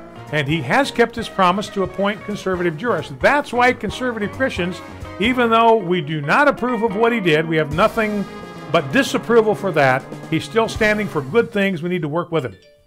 Hi, this is Steve Tiber with 8 Days of Hope. We've been all over the country helping disaster victims who lose everything. It's truly a blessing. I really don't have the words to express. And yet they see a glimmer of hope when a volunteer shows up. Building the home, that's the second reason we're here. The number one reason is to share the gospel and give them hope. It's everything that's right in America. I mean, it really represents the best that we have to offer. That's one of the main reasons for doing it, is being able to be the hands and feet of Jesus and coming out and working with so many wonderful volunteers. I just feel like it's important in this day and age to teach a child how to serve. Please go to our website, 8daysofhope.com, and click on Get Involved, submit your email address, and the next time we go anywhere with a disaster, we'll invite you to come along as well. I love coming in the job room because you can see these pieces of paper. They aren't just a piece of paper. Right. It's a family that's hurting, and it's a gospel opportunity. I just thank God, for this moment. I mean, I'll be back in my home, and I know it's going to be awesome. Come love others with 8 Days of Hope.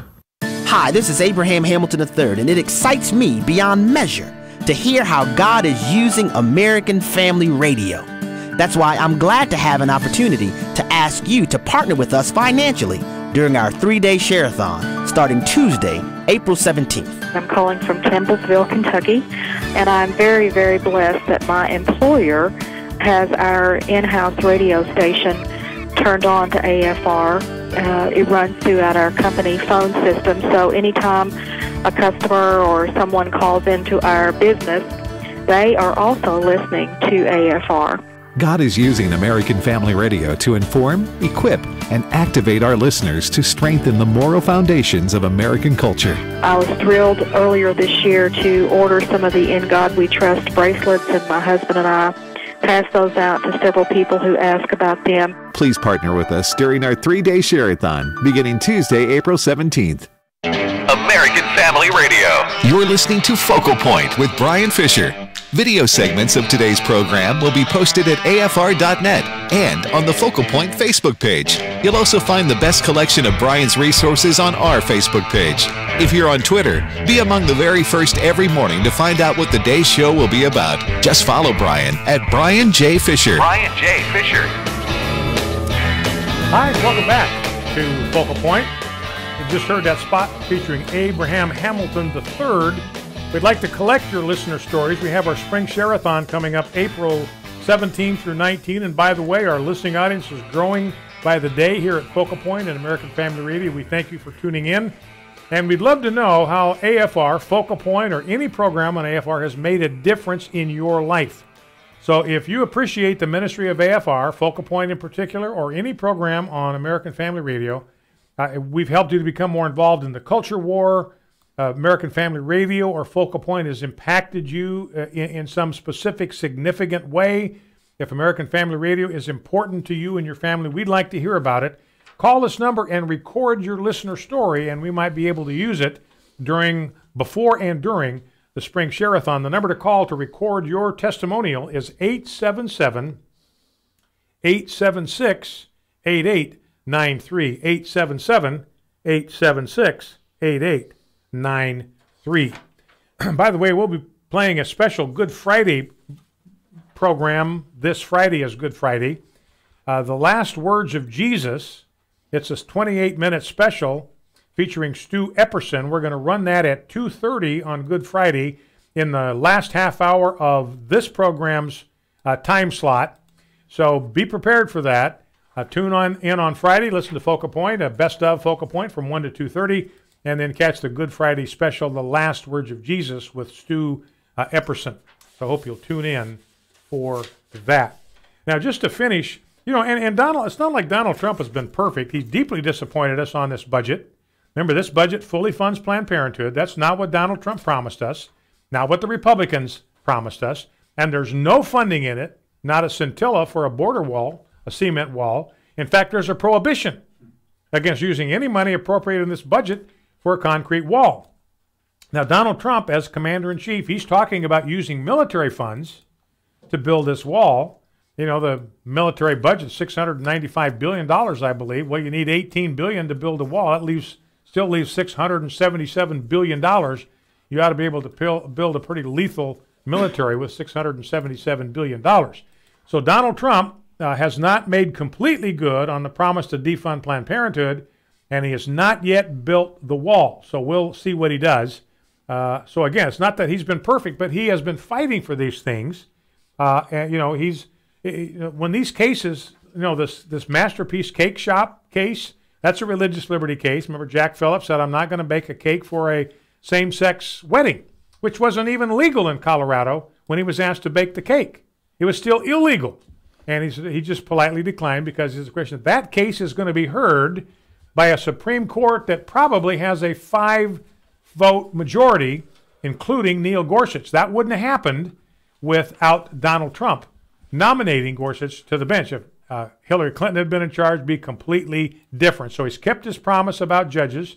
He's moving at record speed to fill federal appeals courts with young conservative judges who will be in place for decades and will be there to protect life and religious freedom.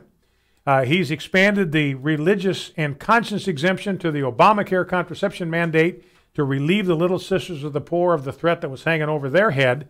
And he ordered the creation of the Conscience and Religious Freedom Division at the Department of Health and Human Services to protect the civil rights of doctors, nurses, and other healthcare practitioners so they cannot be forced to take part in abortions, which was in effect under the Obama era policy. He wanted to require medical practitioners to be involved in abortions. And they've issued a 25-page guidance to federal agencies which directs agencies to protect the religious liberty of their employees in the execution of federal law. Donald Trump was the first president to address the March for Life when he spoke by satellite from the Rose Garden. He reinstated and expanded the Mexico City policy that prohibits U.S. money from going to groups overseas that promote abortion or perform abortion. He overturned an Obama-era regulation that prohibited states from defunding abortion service providers. So he arguably has done more in his first year in office to protect life and religious freedom than any other modern president. And that's why religious conservatives stick with him despite the revelations about Stormy Daniels. Now, he concludes by saying, look, no one upholds Trump as a moral exemplar. He is not the most religious president we've ever had, but he may be the most pro-religion president. In other words, the most devoted directly with determination, resolve, and visibly to protecting religious liberty. Christian conservatives are judging Trump not by his faith, but by his works. And when it comes to life and liberty, Mark Thiessen says his works are good. Now, let's see where we want to go next. You know, one issue that's a values issue, and Donald Trump is on the right side of the angels on this one, is transgenders in the military. And Donald Trump initially prohibited transgenders in the military. Such a blowback, he pulled it off the table and said, let's have a study committee. The study committee has come in with its recommendation. General Mattis announced it on Friday, and it says no transgenders in the military. There will be some exceptional circumstances where transgenders will be allowed to serve. The ones that are in the office, I think, that are in the military will be allowed to continue their term of service, but there will be no more active recruiting and placement of transgenders in the military. Now, this is a big win for values because transgenderism is a disorder, ladies and gentlemen. It's a sign of mental illness. It's a sign of a mental disturbance where somebody cannot be comfortable in the body that God assigned to him. It's no accident that you were born in the sex of the body that you inhabited, whether it's a male body or a female body. And the solution is not to mutilate your body, but to find a way through the power of Christ to reconcile your own picture of yourself, your own identity of yourself, with your biological body, with the biological truth, the biological reality of your body. If you are a male, according to your sexual reproductive system, then you are a male. And you need to identify as a male and ask for God's help. And there's a way to go through that. You continue to affirm the truth about who you are in Christ. I am a male by God's grace and by God's design, and you stand against the lies of the evil one. That's how you do it. You reconcile your image of yourself with your biological body. But Republicans all over the place are going off the reservation on these values issues. Here's Joni Ernst. She's a so-called conservative senator from Iowa. And again, ladies and gentlemen, here's an example of what we're talking about with this political war. Joni Ernst is now part of the establishment because she has departed from the anti-establishment camp, which is against the establishment. The establishment is all about transgenderism. The establishment pushes transgenderism. The establishment punishes anybody who does not approve of transgenderism. And now Joni Ernst can no longer call herself a conservative because she's jumped on the transgender bandwagon. This is clip number 3. Well, I support allowing those transgenders that can serve. I believe they should serve. We do want to make sure that they meet physical requirements. We can't waive that. That is true across any demographic within our military, making sure that they are physically fit and they meet the mental standard. But I've asked transgenders myself, you know, if you are willing to lay down your life beside mine, I would welcome you into our military. But again, there are standards that have to be met, and I will support the president and the administration on making sure that standards are met. But if there are transgenders that meet those qualifications, certainly I would gladly have them serving in our United States military. All right, so that's Joni Ernst. She's now a part of the establishment. Jeff, you were remembering something from the campaign. Oh, yeah. Do you remember a campaign commercial about talking about growing up on a farm, basically, and learned how to castrate pigs? And she said she was going to go to Washington to make them squeal. Do you remember that? It was a real popular, really played thing, and it doesn't seem like it turned out to be Yeah, she's kind of sounding a different tune today. And you know, the concern about transgenderism, I mean, number one, I just do not think we ought to entrench immorality, sexual immorality in our armed services. I think we ought to reserve military service for those that are either single and chaste, or for those that are in marriages that are committed to a husband or to a wife. Have sexual immorality, to have homosexuality, to have transgenderism in the military weakens the character of the military because these are non-normative sexual behaviors. And we also oppose it because it's bad for recruitment. Who wants to join the military with guys that are wearing dresses? It's contrary to military readiness because having transgenders and all of that they have to go through is a drag on readiness. Some of them are not even deployable for months on end, and it affects unit morale, cohesion. It affects those things because everybody has to accommodate the presence of this non-normative sexual behavior in their midst. So many good reasons to oppose transgenderism in the military. Now, speaking of the wall funding, let's grab clip number 8. This is Mitch McConnell and Paul Ryan. This is back in the day. This was not today. This was not Friday. This was not the Ryan-Mitch McConnell budget. This was then. This is what they used to say. Let's listen. As you know, the president has demanded that Mexico pay for the wall. The Mexican president said that they will not pay for the wall, and Donald Trump just said that the Mexican president should cancel the upcoming meeting if Mexico does not agree to pay for the wall.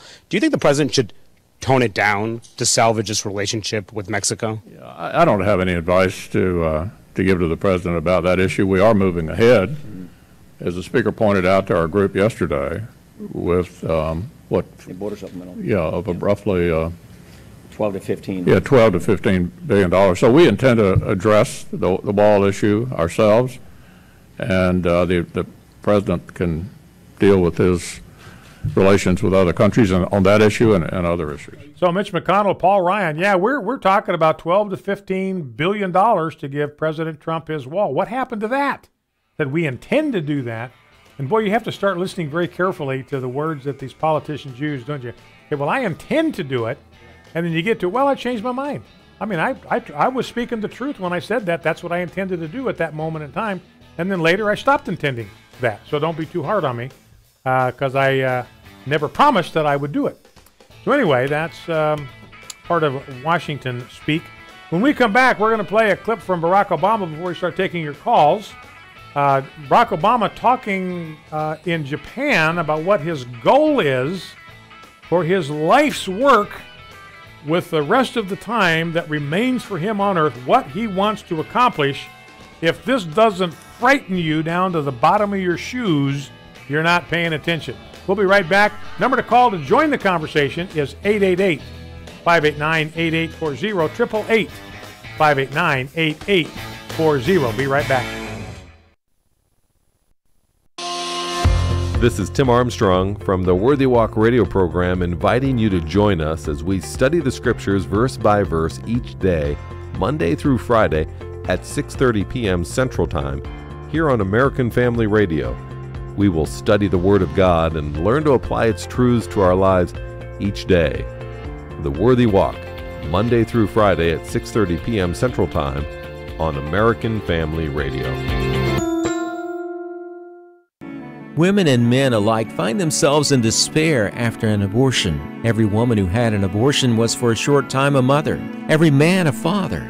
But afterwards, they're all people in pain, anger, sadness, relationship problems. These often accompany an abortion. But there is hope. Call 866-482-LIFE. Your call is confidential, and you'll be talking with someone who has already been where you are and found the way out. 866-482-LIFE. The following is not an actor, but a real-life story from Trinity Debt Management. I had a lot of credit card debt and I couldn't pay my bills. I was feeling so bad. I got to a point where I needed some help. So I reached out and contacted Trinity. If you're in debt and you need help, call Trinity at 1-800-788-1813 to talk to a certified counselor. They were able to take all of my different payments and put them all together. Trinity will consolidate your accounts into one easy-to-manage monthly payment, put a stop to late fees and over-limit charges, reduce your interest, and possibly improve your credit score. You'll save thousands. And they were actually able to work with my creditors. I've been able to pay off close to $15,000 in the last 18 months. If your debt has you down, call Trinity at 1-800-788-1813. My name is Stephanie, and I'm debt-free for keeps. 1-800-788-1813. American Family Radio. You're listening to Focal Point with Brian Fisher. Focal Point, Brian Fisher. Hi, welcome back to Focal Point. Last segment, we'll take your phone calls in this segment, 888-589-8840, 888-589-8840. While you're calling in, two quick sound bites. This is John Bolton. This is a montage. Media Matters is putting this montage together to try to paint John Bolton as this out-of-control extremist. He's not. His view of foreign policy is perfectly consistent with classic conservative values held by people that are conservatives and involved in establishing and administrating foreign policy. So they're trying to make him look bad. All they do, I think, is make him look good. This is John Bolton appearing with Martha McCollum. This is clip number 6. Let's listen. Issue back in the center where it should be of radical Islamic politicized version of Islam and the threat they pose. It's always important to make how generous the United States has been in international humanitarian matters over the years and still is today in the Middle East. The issue is America's strategic interest, which I laid out before, not making Afghanistan a nicer place. That offends some people who think democracy is always the answer. Personally, I would put American interest above that. I'm a defender of American sovereignty. I'm a lot less concerned about everybody else. That's exactly my view. Bravo. Bravo. That's Donald Trump's view, that the first priority for the president and for our leaders is the interest and security of the American people. That's why I've always said the purpose of our military, the purpose of our foreign policy is not to keep the world safe for democracy. The purpose of our military and foreign policy is to keep the world safe for Americans. That's the job of the American military. Not to keep it safe for democracy, the world, but to keep the world safe for Americans. That's where John Bolton's coming from. I think he's a real step up from H.R. McMaster. I think he and Donald Trump are going to work very, very well together. Last soundbite. This is Barack Obama's goal for the rest of his life. Listen to this. So we set up young leaders programs, first in Africa, then in Southeast Asia, where we would bring these young leaders in various fields together so that they could learn from each other. We could give them the tools to expand the work that they were doing. We could publicize their efforts and promote it. And after I left office, what I realized is that the Obama Foundation could potentially create a platform for young, up-and-coming leaders both in the United States but all around the world, to come together, meet together, create a digital platform where they could exchange information on an ongoing basis about projects that they were working on. And that if I could do that effectively, then I would create 100 or 1,000 or 1,000,000 young Barack Obamas or Michelle Obamas, or the next group of people who could take that baton in that relay race that is human progress. All right, so that's Barack Obama's dream. 1,000,000 Barack Obamas out there doing what Barack Obama does and moving humanity forward, making progress. It may be a dream, but it's a nightmare. Yeah, that's right. More of a nightmare than a dream. All right, let us go to the phones. Let's begin with Michael in Austin, Texas. Michael, welcome. What's on your mind? Talk to me. Thank you, Brian. So many subjects, so much to talk about, but I'm going to stick with the one I called for. Okay. It fascinates me how the commentators twist and turn when they bring somebody in that says, I'm a Christian and I don't know how Christians can support Trump. That could be handled in 3 easy questions. The first question would be, so, if I understand what you're telling me correctly, you were absolutely perfect before the election. Is that correct? And then, of course, they had him haul, I'm not the one who was running for president. Well, okay, that's good. So, second, who was running for president that was perfect and had a perfect life prior to the election? And it was like, there wasn't, but Trump, he's got so much. So the third question would be, so let me see if I understand correctly. So you're saying as a Christian, sin is not sin. And that would pretty well, I think, handle the entire thing at that point. Well, those are a creative way to approach it, Michael. And, the reality is, I don't want to minimize this because I think Christians could use this a little bit cavalierly, that everybody's a sinner and God uses flawed people all the time. But it's not a cliche. It's absolutely true. And, Donald Trump may be more flawed than some, more flawed than many. But, what we do know is that these offenses go back a dozen years. Now, to my knowledge, we haven't seen a replication of this kind of behavior in the last 10 years or so. Somewhere in there, I think he's had a movement toward God, a movement toward faith in Christ. Perhaps even over the last year, he's become a genuine, bona fide, authentic Christian. Hard to say. We don't really know. Can't see into his heart. He hasn't talked about his personal faith. But, Michael's point is, look, nobody comes into office as a perfect individual. And everybody's got skeletons in their closet. They've all got stuff. You and I both, we have stuff in our closets that we hope nobody finds out about. And that's the whole point of the gospel is Christians aren't perfect. They're just forgiven. All right, let's go to Mike in West Virginia. Mike, West Virginia, welcome. What's on your mind? Talk to me. I'll try and be brief. Judge Moore in Alabama, in that election to run for Senate, had in the primary, millions of dollars were spent against him, but he successfully won the primary, and then he was running for the office of Senator of Alabama. And then, out of the blue, a number of women in the last few months to the election date came forward with a lot of serious allegations about sexual improprieties that allegedly occurred 30 or 40 years prior to that. And I remember on a news clip some comment that the judge made to the effect that he was going to file legal suit against these women for defamation of character or something like that. Well, the election occurred and he lost, but then this whole issue just disappeared under the waves. Has he filed suit against these women, or has that been dropped? What's the story? Mike, I cannot tell you the exact nature or the exact disposition of that effort right now, but I do believe that he's still pursuing a defamation case against at least one of these women for maligning his character, still working on it. That's what's occupying a lot of his time at this juncture. So I believe just the fact that we haven't heard anything doesn't mean that there's nothing happening below the surface. I think there's a considerable amount of activity that we just aren't aware of. So we're I'm sure, going to hear more about that as time goes. All right, thank you, Mike. I appreciate that. Let's go to Patty in Baton Rouge, Louisiana, Red Stick, Louisiana. Patty, what's on your mind? Talk to me. Okay. There was another lady on TV. I don't know her name. She's dark-headed. She's been up there, the Me Too thing. And she was sitting over there just looking like a little puppy, you know, and she's going, telling her story, and I just couldn't do it anymore. I felt bad. It was wrong because I felt so sorry for Melania. How could he do this to Melania just to do that to her? And I'm going, you're on national TV on every other station talking about it. That's humiliating her if you care so much about her. And if I could say one other thing, I work at a health club, and I'm there for a long time every day on the treadmill, and I always have one of the stations on MSNBC, one on Fox. And they always have what MSNBC's talking about.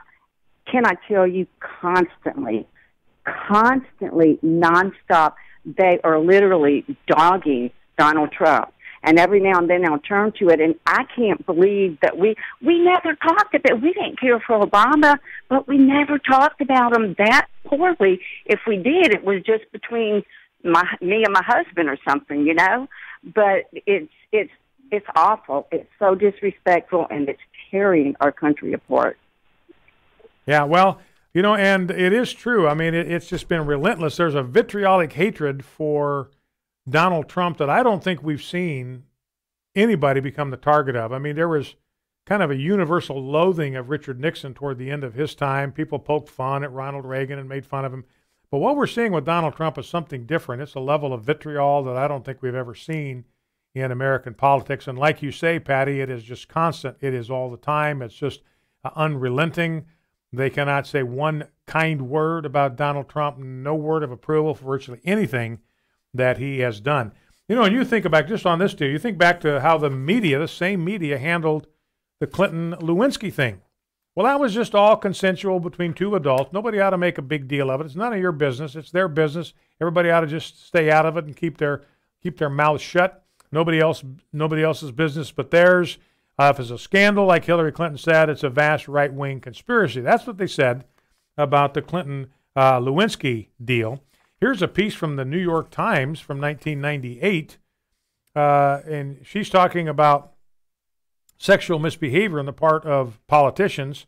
Says this is New York Times. It's one more reminder of why it is a bad idea to turn consensual sex between adults into political fodder. This is New York Times now. Start down that road, and public figures and their families are needlessly humiliated, useful careers are destroyed, and citizens are left feeling cynical. Of course, that was in the middle of the Clinton thing, and so you're seeing, hey, we ought to just back off. This is bad for families. That was the New York Times then, not the New York Times now. All right, let's go to Curtis in Jacksonville, Florida. Curtis, welcome. What's on your mind? Talk to me. Yes, sir. How you doing today? Good. How are you?